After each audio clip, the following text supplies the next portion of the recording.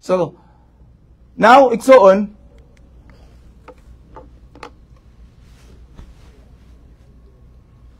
karon igsoon, I just want to say about God is good all the time.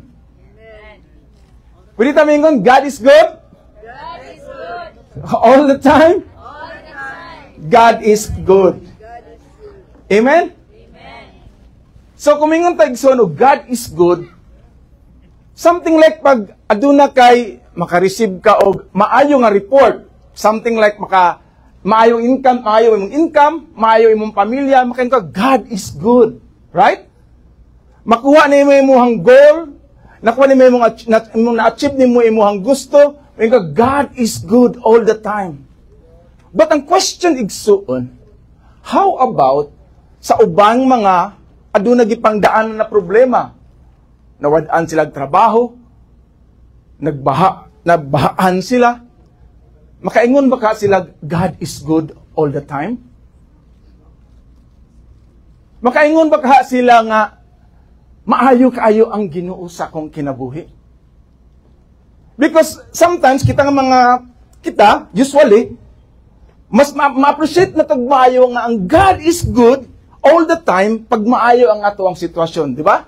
Dili ba? Pero pag muagi gani kag problema, muagi kag sitwasyon nga maglisod ka, makaingon ka, tinuod ba gid ka ang Ginoo nga God is good all the time? That is why today, ang akong mensahe is, why does God allow pain and suffering? Did you ask a question in an igsoon? Manong gi-allow man sa Ginoo ang pain o suffering? Now, wonder ba ka, why Lord, if you are good all the time, why nganong naamay mga tao nga nagsuffer? Nganong naamay mga bata nga, mga innocent nga nagsuffer? Why Lord? Ug mao ni atong istoryahan karon. Why does God allow pain and suffering? So, kini nga question igsuon, sukad pa kaniadto 300 years ago, before natawo si Jesus Christ, kini nga question gipangutanan na ni. In fact, usa ka si ancient Greek philosopher si Epicurus, mo niyang question. Ngutana siya, if God is not able to prevent evil, then He is not all-powerful. Diba? Something like, nganong gi-allow sa Ginoo ang evil? Nganong na may mahitabo? Now, mo na iyang reason. So, if God is not able to prevent evil, then He is not all-powerful. Grabe iyang reason, no? And then, ingon bukid siya, if God is not willing to prevent evil, then He is not all good. Grabe ang mga philosopher kaniya doon, no? Mo ilang una-una, if ang atong Ginoo dili maka-prevent sa evil, then He is not good. Then yung conclusion, if God is both willing and able to prevent evil, then why does evil exist? Right? Why does evil exist? Kini nga pangutana igsuon, kini nga question, mao-oning question natong tanan. Right? That is why, pag yun ako inyo ganina, God is good all the time. Tinuod ba gyud na ang inyong heart nag-ingon, God is good all the time. Or, naingon lang ka, God is good all the time because mauna ang atoang pirmi nga, madunggan, o naa ka sa maayo. But the question ako ganina, if naa ka sa situation nga lisod, makaingon ka, God is good all the time. Ug maoning question usab sa mga tao kaniadto ug karon. That is why maoning pangutan usab ni Asaph. Sa Asaph usa ka praise and worship leader. Leader siya sa isa ka sa time sa Psalm 73. Sa Asaph usa sa ka leader baga naasa sa in charge sa building, sa in charge sa praise and worship. In other words, doon siya sa Ginoo, nag-worship sa Ginoo, nag-serve siya sa Ginoo, pero iyang nakita ang dautan. Mo ni iyang giingon, God is truly good to Israel, to those who have pure hearts. But I had almost stopped believing. Grabe, no? I had almost lost my faith. Hapit na gyud, nawala ang akong pagsalig. Why? Ingon siya, I saw that wicked people are successful. They are healthy. They don't have to struggle to survive. Di ba makita nimo? Healthy sila. Wala sa struggle nga mangita pa sila para makasurvive. They don't suffer like the rest of us. Like other people. They don't have troubles like other people. Kita ni Migson, makita na sa news ka mga tao nga naabitaw mga anomalya. Bisan asa nung sila paingon, ayahay pa kayong kinabuhi. Pero ikaw nga nag-serve ka sa Ginoo mo ni nakita ni Isap. Ingon siya, so they are proud and hateful. This is an easy to see as they jewels and fancy clothes they wear. Makita ang ilang pride. If they see something they like, they go and take it. They do whatever they want. No? Mapalit nila ilang gusto, makuha nila ilang gusto. Mo ni nakita ni Isap, Lord, asa mang justice ani Lord? Lord, nakita ni Isap, asa mang amang justice ani Lord? Ang ubang mga tao naglunop na, nabahaan na Lord. Ang uban Lord, magsuroy-suroy lang Lord, mo atong Amerika, paguman mo atong Dubai, mo atong Singapore, mo atong Spain. Dito na magtago. Ang uban mo palit lang og Rolls Royce. Para lang tungod lang sa payong. Ba? Rolls Royce para lang sa payong. Imagine nimo inana sila. Samtang ang uban nag-serve sa church, samtang ang uban nagtinarong galisod, mauna si Isap na suko. Inana ang ibati ni Isap. That's why ingon siya sa 13 and 14, did I keep my heart pure for nothing? Did I keep myself innocent for no reason? Di ba? Maayo mang kulot po, wako'y abok. Kinino mga nautan na lambok. Kinino sila noon na mga nagkakipaperte. Ako noon na nagtarong ko, wala. I get nothing but trouble all day long. Ako sunod-sunod. No? Grabe ang kuan ni Isap. Grabe ang iyang reklamo.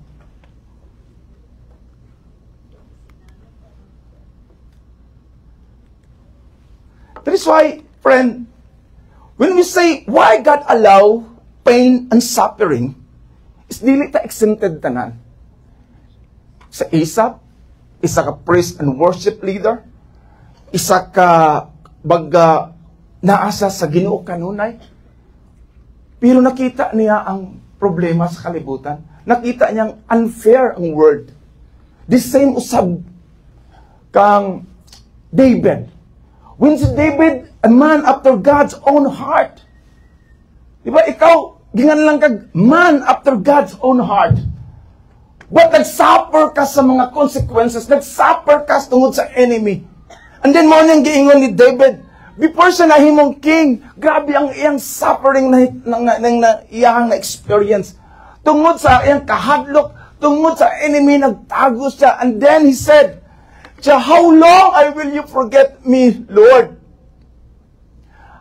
Will you forget me forever? How long will you refuse to accept me?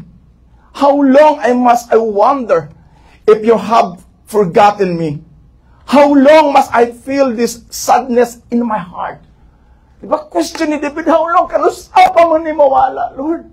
Kanusa pa man ni ang suffer na akong gibati, Ginoo? Kanusa pa man yung trouble na akong gibati, mawala, Lord? Nalimtan naman siguro ko ni mo, Ginoo.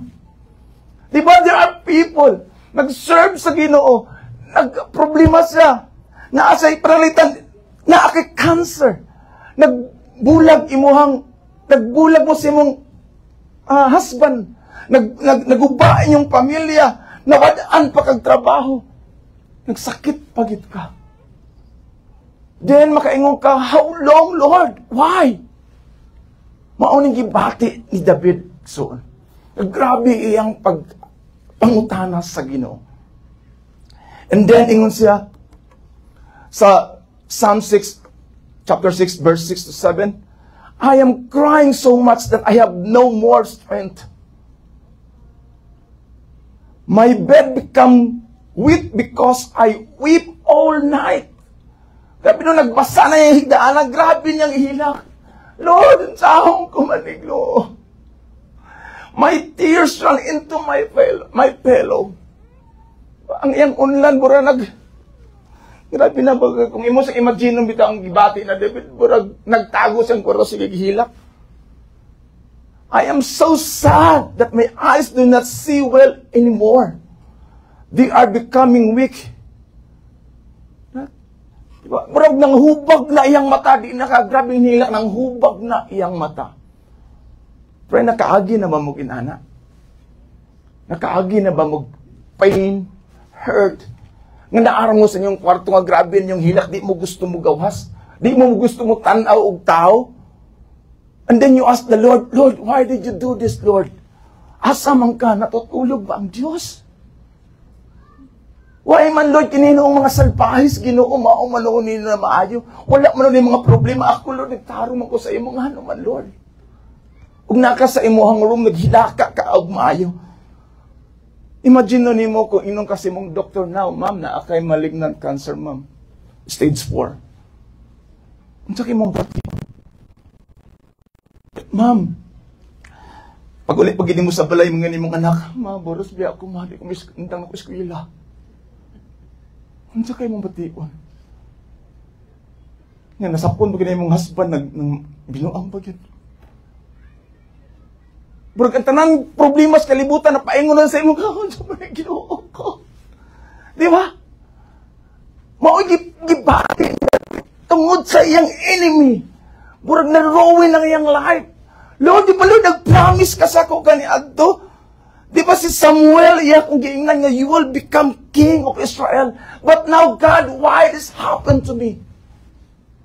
The same usab sa ato igsoon. When sometimes God bless us, God give us a good news in our life. God give us favor. And the time umabot sa imo kanang mga situation nga wala ka kaandam, then maingon ka, why God nimo kay tabo man ni? Happy ka imong pamilya. And then nawad-an ka og trabaho, og kalit. And then ang imong mga plano nawala ang tanan.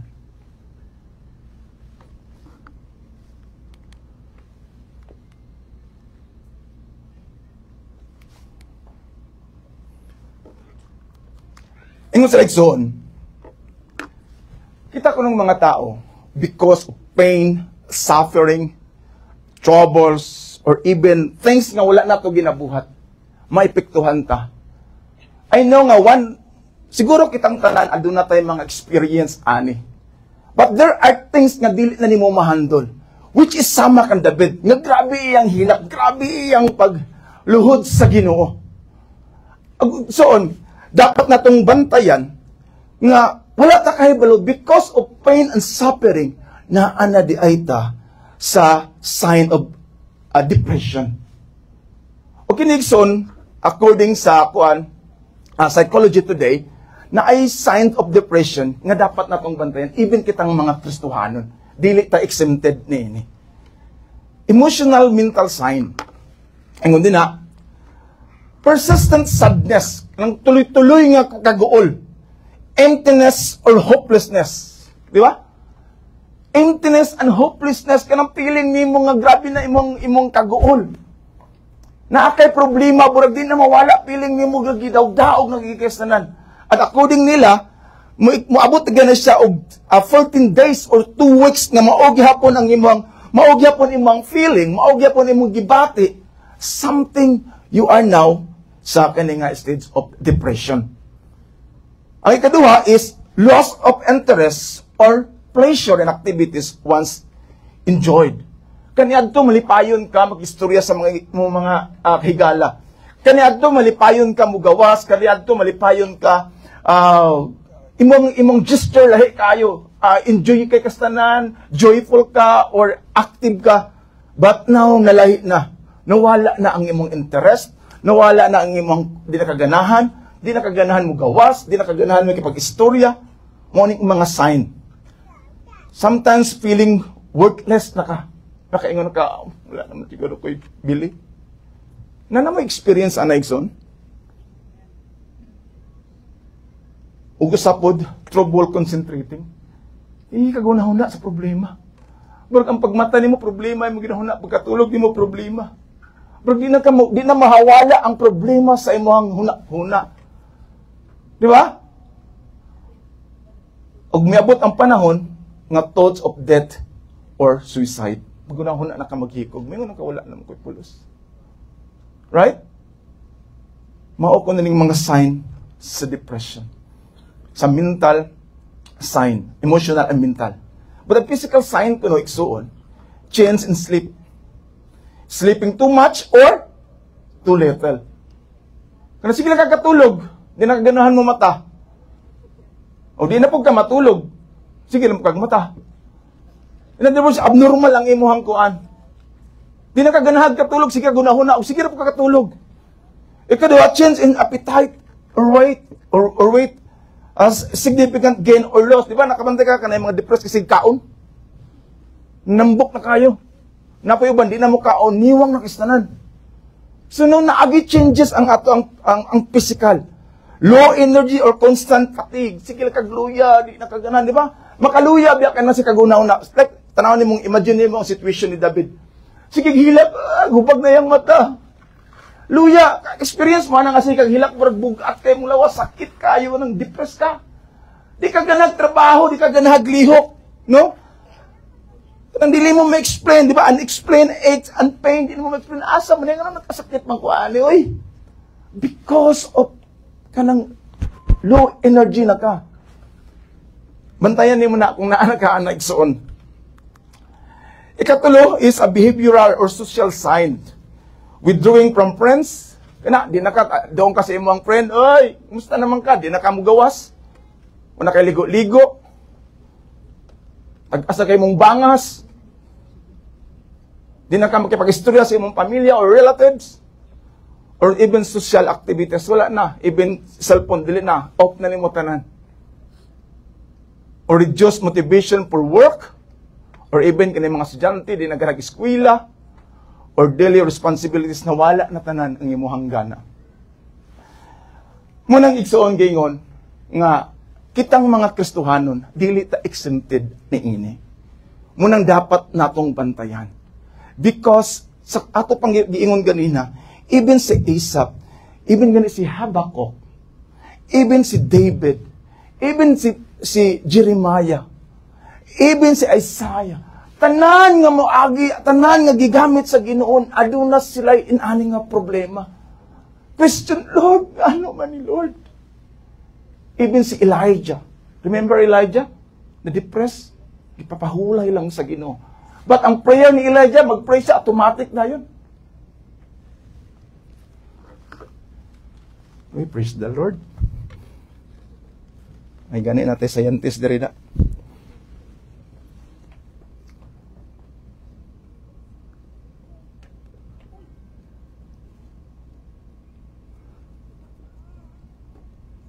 Muna yung pangutan na igsoon. If God is good, why does He allow pain and suffering?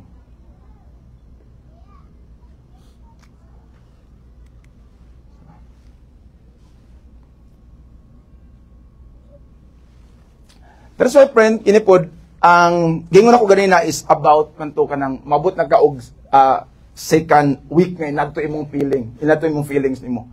But ingon pod nila, important note is having one of two of this sometimes does not always mean depression. Diba? Kung lang.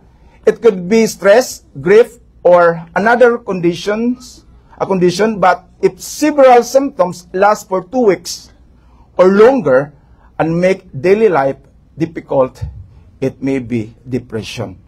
So, pag one week ra, or days lang, medyo basing kapoy lang ka, luya lang ka, mauna imong gibati. Na ang pangutan naman, ang question is, why does allow God pain and suffering? Right? Ingon si Samuel Zolo, God allow human suffering in our lives to remind us that we live in a fallen world and not a perfect world. Right? In other words, igsoon, we are living in decaying world. We are living in a fallen world. That is why kung kaniadto, ever since pagsulod sa sin, din sa world, hinay-hinay na og kaguba tungod sa sin. That is why kita dili ta exempted, maepektuhan ta sa product sa uban, even our mga decision mo maepektuhan ang ato ang future sa ato mga decision. That's why sometimes we think okay kaya atong decision karon. Di ay at the end of the day, the long run sa ato mga decision mo effect di ay siya. Mo nang makaingon, abi na kog tama, abi na kog siya na. Abi na kog buotan, abi na kog mauna gyud siya. Abi na kog insakto nga akong gibuhat. Pag-abot sa time, makaingon ka, mali maday akong mga decision. Why? Because we live in a fallen world. Except nga wala na ka sa kalibutan, di ka maka-experience of pain and suffering. Once nga naapata din higsoon, dili ta exempted niini.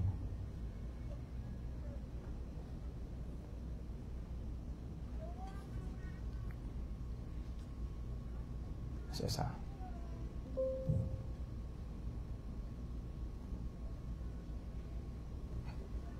mo akong kuwan.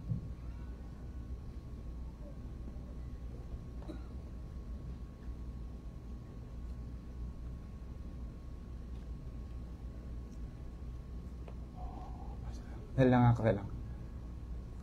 Excuse lang sila.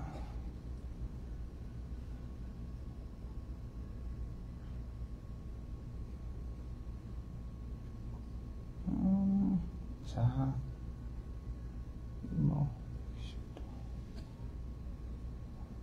Okay, talaga. Okay.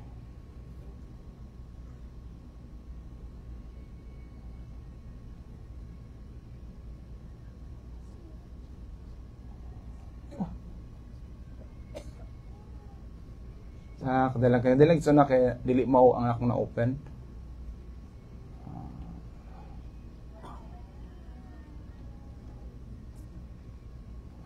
Okay, thank you. Okay, so no, mao nang makapangutan nata, why does God allow evil, pain, and suffering? So, sa gingon pa nako ganina igsoon, na even si Asaph, si David, they experience suffering and pain. They question God, Lord, where are you, Lord? Why you allow this to happen? Mao ni mga pangutanan nila igsoon. And I know and I believe kita usab dili pud tayo exempted niini. Right? That is why sa atong pagpadayon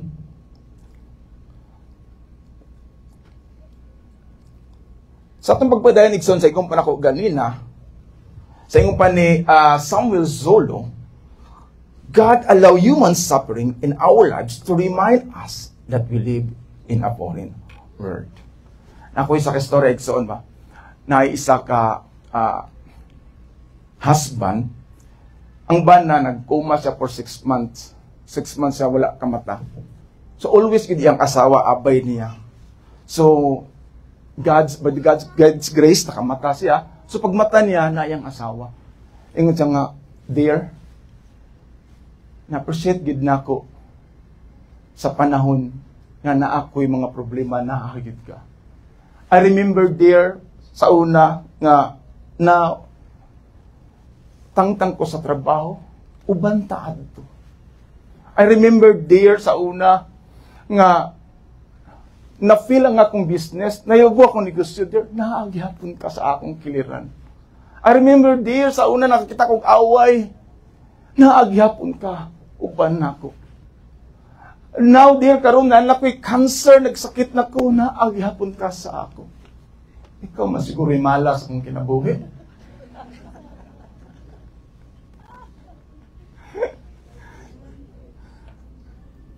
No?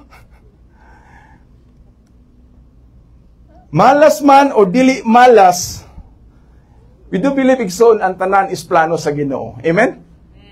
Ado naman kay suffering, ado naman kay pain, ado naman kay struggle karon. We do believe as believers in Christ nga ang tanan plano sa Ginoo. Someone said, ingon siya, why do suffering gi-allow sa Ginoo? Ingon siya, the suffering the Lord permits in your life is there to make you a better person and not to destroy you as you may think. Sometimes there are suffering, pain, nga iagi sa to so that we can become a better person, right? Kung maka-experience kag pain and suffering soon, dili na siya nagpasabot nga gipanisan ka sa Ginoo. Part na siya sang refining process. Di-process ka sa Ginoo, di ba? Hinay-hinay ka, glory to glory. There are things sa imong kinabuhi nga baga kung dili man na siya nagpasabot nga inani man ang Christianity. Before mo ni mong life, pagkailan mo sa Ginoo, na anak kay acceptance sa Ginoo, balhin na ka dinhi. You are now saved. Kana ka part na ka sa Ginoo. Pero wala pa nawala ang imuhang pagka thinking nimo as a worldly na dili pa na siya mawala, hinay-hinay pa na siya tangtang. Dili na siya diretso. Right? That is why glory to glory is sa process nato na ay mga butang na mga wrong decision nimo, wrong nimo imong faith, matistingan. That is why na ay mga decision nimo nga masayop ka, na ay mga butang i-test ka sa Ginoo so that you will become strong until maabot ta sa atong finishing line. So that is why if adunay mga suffering or things na moagi sa imo, dili na nagpasabot nga punishment na. Amen? Dili na siya nagpasabot nga gipanisan ka sa Ginoo. In Romans 8:28, it says, and we know that in all things, all things, right? Paul said, and we know that in all things, what is all things? Include ang joy, include ang victory sa mong kinabuhi, include ang pain, include ang suffering, include ang disappointment or even ang uncertainties. Gingon din na, God works for the good of those who love Him, who have been called according to His purpose. In other words, ang tanan na mahitabo sa atong kinabuhi, God works in all things. Include ang ginawa ang ginawa na tanan. Right? Dili na siya pasabot nga, natutulog ba ang Diyos? Dili nga, Lord, asa man ka? God allow pain and suffering not to destroy us, but to develop us. Amen? To develop us, kailangan ta. Wala ka, di ba ang bata? Ang bata gani nga, imuha ng pasagdaan. Or tumat ka kapampered sa mga anak, tumat ka nga bantay sirado dyan ka sa mga anak, matumba na gani, di ba? Bisag decision sa iyang life, always ka mo appeal. Di ba ka na nga bata, wala na natunaan. Magdako na siya nga know-how. Nga naman, dependent sa siyang mama permi. Dabig or papa, dabig mawala ang papa o mama. Unsao na lang. Right?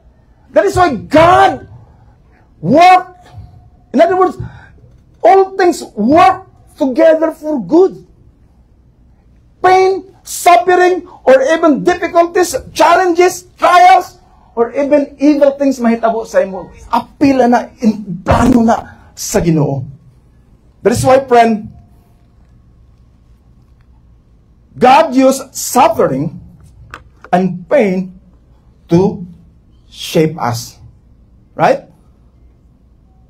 Imold ka sa Ginoo. gusto sa Ginoo nga i-mold ka niya, dili lang ka kanang unsa ka kanig, i-mold ka niya. That is why until dili ka mo surrender sa Ginoo, uban na gyapon na bisag na kasi uban gyapon ang Ginoo sa imo, i-mold ka until you surrender to the Lord. Nga mingon ang Ginoo, okay, hantod siguro kuhaon ta sa Ginoo. It says, ingon sa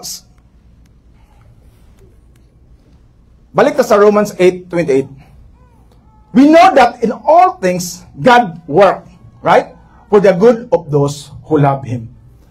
All things, God works.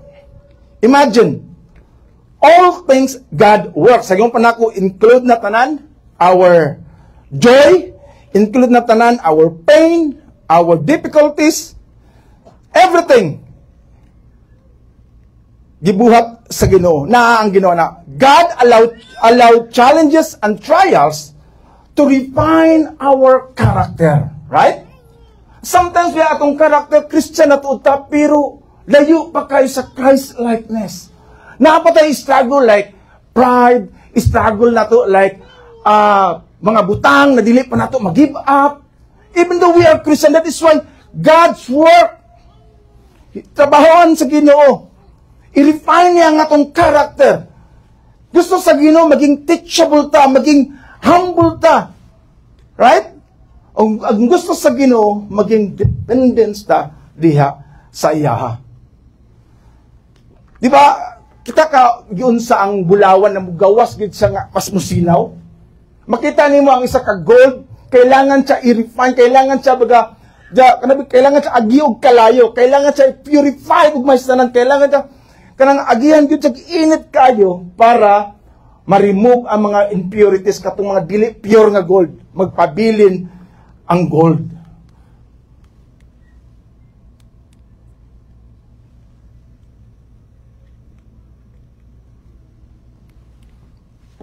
Right? Inana igsoon ang Kristohanon.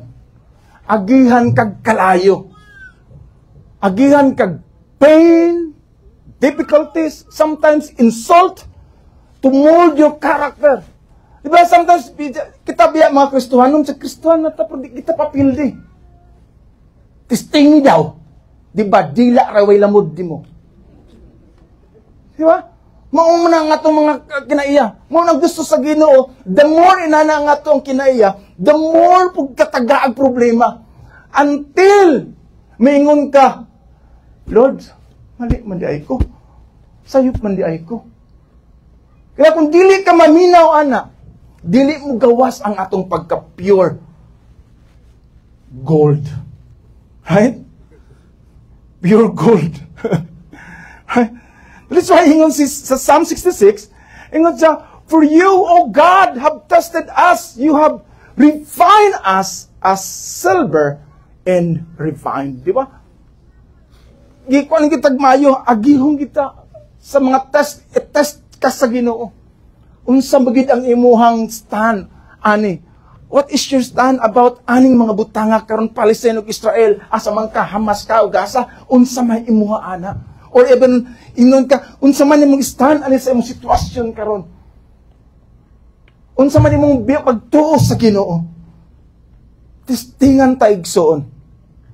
That's why ingon si Samuel Solo, once again, ingon siya, right, sometimes, God will allow you to experience pain and suffering in life to soften your heart so that you can come to Him in repentance and see that you need a Savior.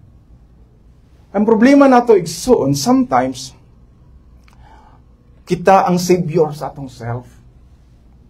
Gusto na to ang Ginoo may musunod sa ato. Di ba? Inanabi usahay. Mao nang adunay mga inani to mold us, to refine our character. Aron matarong ta. Ang maka-benefits ani, dili imong silingan, kundi kitara. As Christ, as to live as Christ-likeness. Na makita tayo suon sa ato ang sulod sa panimalay, even sulod sa atong balay, sa kauban sa atong panimalay, na makita nila nga kini akong mama is our walking testimony, gani siya. Dili magmatter igsuon kung mabasa nimo ang Bible cover to cover. God did not credit your knowledge about the Bible. God credit your submission and obedience to Him. That is why there are times or things in life na usbon sa Ginoo. Aron masabtan mo ang heart. Second purpose of pain and suffering is suffering remind us of our need for God. Kung saong nalagwala tayo problema, no? Di na tayo magkinahanglan og Ginoo. Ingon si Albert Hubbard, ingon siya, if you suffer, thank God. It is a sure sign that you are alive. Right? Kaya ang wala nag-suffer, ang wala nag-antos ka to nang nasa sementeryo. Kaya na to sa rest in peace na to. Once nga napa ka sa kalibutan, padayon lang gihapon ta ang atong joy. Rejoice always in the Lord. Rejoice always in the Lord. Always atong joy na kay Lord. Wala sa atong mga achievement, wala sa atong mga butang. Always joy in the Lord. If there are things na naakay problem, diha sa Ginoo. Kung always sayon ang atong kinabuhi igsoon, daghan makalimot sa Ginoo. Dili ba? Di ba? Tinod?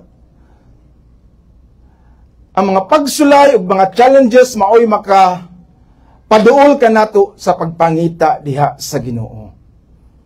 That is why the more ta moingon, Lord, asa na ka, Lord, tabangi ko sa akong sitwasyon.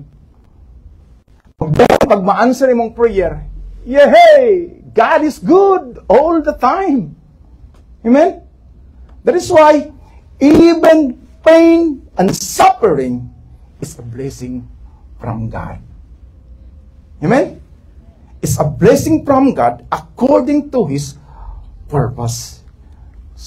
Romans 8:28 back again, ingon din do, for the good of those who love Him, all things good work for the good of those who love Him. Friend, kung imong mapansin, makita nimo diha, for the good of those who love Him.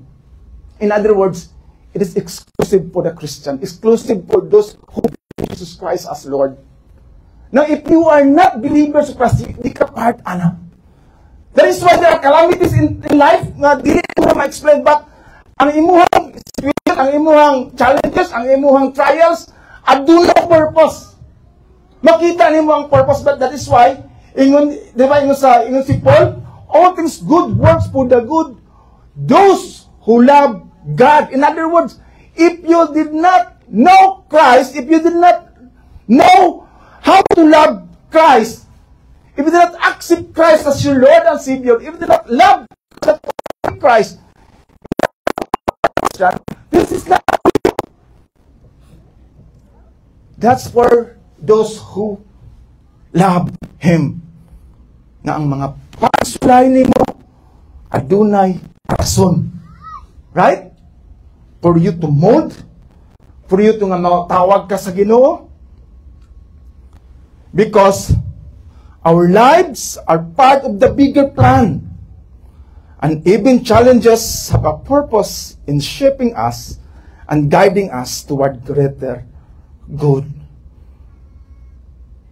Na ay plano ang Ginoo igsoon. Everything sa imong kinabuhi aduna nay purpose ana. Ayaw inang gidaog-daog na jud ka sa Ginoo. Remember mo sa atong last Sunday, dugay na si I forgot anak ni Jonathan. Anak ni Saul, apo ni Saul, di ba? Anak ni Jonathan, Jonathan nga gipatay man si Saul, nasa anak di ay. Ug nalumpo to na bakol. Si I forgot the name. Mephibosheth something. Di na pagkapungkol niya tungod kay ang mga role kaniya adto pag isa ka kahapon ang imong descendant anak pat ginatanan aron walay maka sunod Nakatong anak niya, si Mephibosheth, Mephibosheth. Nga giausa sa siyang yaya, natumba sila, nabakol siya. Bata pa lang siya nabakol. So, gibutang sa salayo, kaayo. And then si Jonathan, ang anak ni Kwan? Jonathan og si David is best friend. Now, pagkalingkod ni David as king, nag-promise man siya kang Jonathan nga, ang tananin mo mga descendant, akong tapangan. Tananin mo. So, naa sila nadunggan, ay anak si Jonathan, pero pulyo, ay kung na kanang lumpo na, di nakalakaw. Naa dito, something dito, nagpuyo sa layo kayo. Then, gipatawag ni David. Then, from dito siya nagpuyo sa brag, kanang bitang diserto na nga, wala na yung nailhan, dili na ilano nga lugar, baga, karon nakalingkod na sa uban sa hari. Uban sa hari, nagkauna sa digitagaan sa favor ni David. So, sometimes our problem is aduna na siya purpose. Kaya kung si Jonathan or si Mephibosheth, wala pa siya mapungkol, wala siya makulumpo, siguro gipatay na pod siya. But because sa iyang sitwasyon, nadala siya sa layo, wala na nag-interest sa iya kay disabled na siya. But because of the pain and suffering nga iyang gigamit, now nabuhi siya ug nauban pa niya ang hari.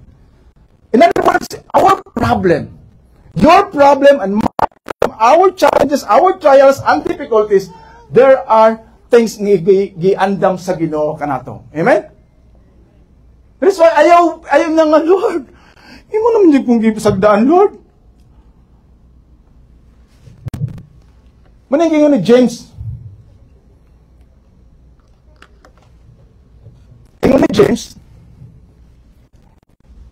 James Galanida, ingon ni James 1, chapter 1, 2-4. My brothers and sisters, you will have many kinds of trouble.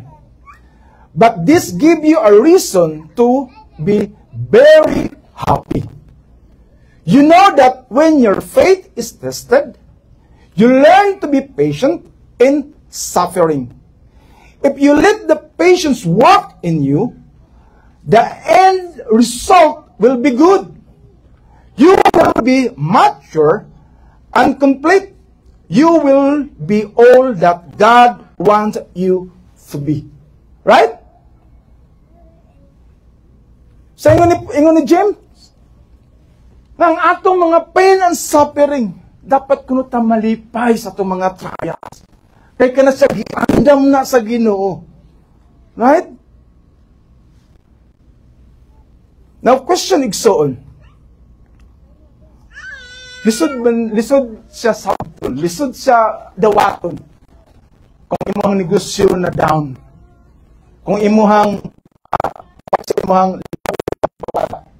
lisod mag-rejoice. Lisod, but our strength, our hope always in the Lord. So that you will be, so that James nga, you will be all that God wants you to be. Become matured in Christ. Amen, Baigson?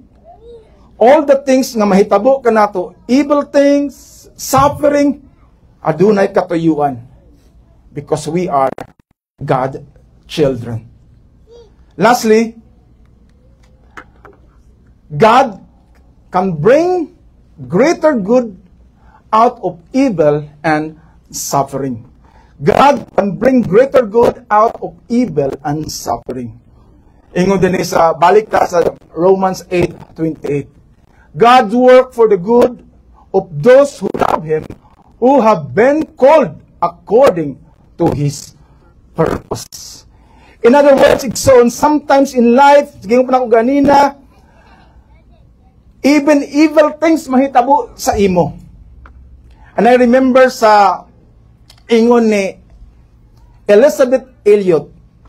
Si Elizabeth Elliot is wife siya ni Jim Elliot. Wife siya ni Jim Elliot. And sa panahon ni Jim Elliot, mo ni si Jim Elliot, Sa panahon, I think, 1950s, si Jim Elliot, one of 5 people killed during Operation Auka.